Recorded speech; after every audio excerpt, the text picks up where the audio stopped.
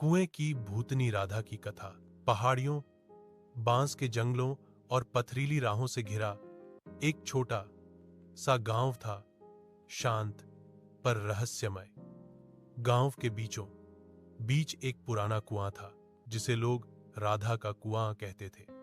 कहा जाता था कि उस कुएं की गहराई में एक आत्मा रहती है, राधा की आत्मा, जो 200 साल से उस गांव की रखवाली कर रही है। राधा कभी इस गांव की बहू थी, सुंदर, दयालु और सबकी मददगार। उसके पति की मृत्यु के बाद भी वह गांव वालों के दुख सुख में साथ देती थी। हर दिन सुबह सुबह वह कुएं से पानी भरती और जिनके घर सूखे पड़े होते वहां पानी पहुंचाती। बच्चे उसे राधा दीदी कहते और बुजुर्ग उसकी सराहना करते। पर एक साल ऐसा आया जब धरती फटी पड़ी थी, पेड़ झुलस गए थे और नदियां सूख चुकी थी। गांव के लोग प्यास से बेहाल थे। राधा ने कुएं से सबको पानी बांटना शुरू किया, लेकिन कुछ स्वार्थी लोगों को यह पसंद नहीं आया।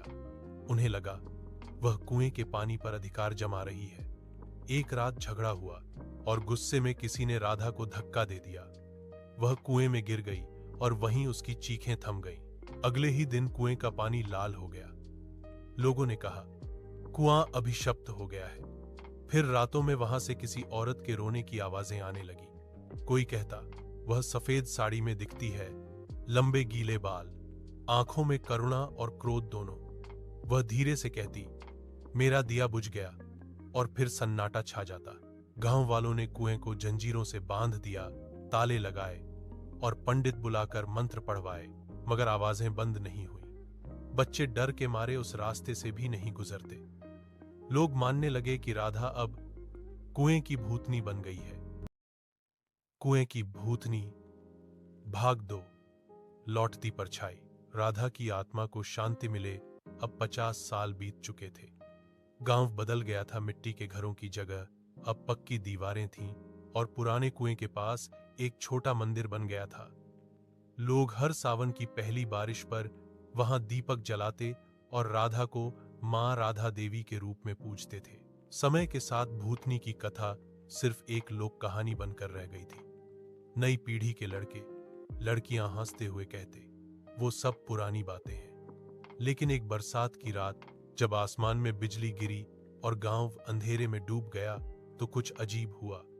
कुएं का पानी अपने आप उफान मारने लगा, जैसे कोई भीतर से पुकार रहा हो। मंदिर के पुजारी ने बताया कि उन्होंने किसी औरत की छाया देखी, जो कुएं के किनारे झुकी हुई थी।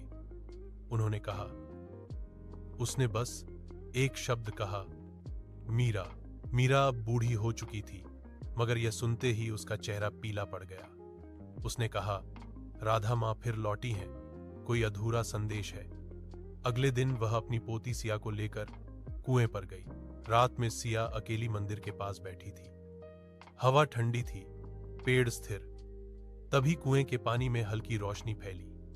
किसी ने बहुत धीमी आवाज में उसका नाम पुकारा, सिया। वह कांप गई, पर बोली, कौन? पानी में सफेद साड़ी वाली आकृति उभरी, राधा की। पर इस बार उसके चेहरे पर करुणा नहीं, चिंता थी।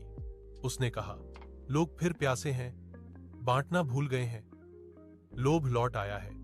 अगर तू चाहे तो मेरी ज्योति फिर से जला। सिया ने कांपते हाथों से दिया जलाया और कहा, मां, मैं वचन देती हूं, कोई प्यासा नहीं रहेगा।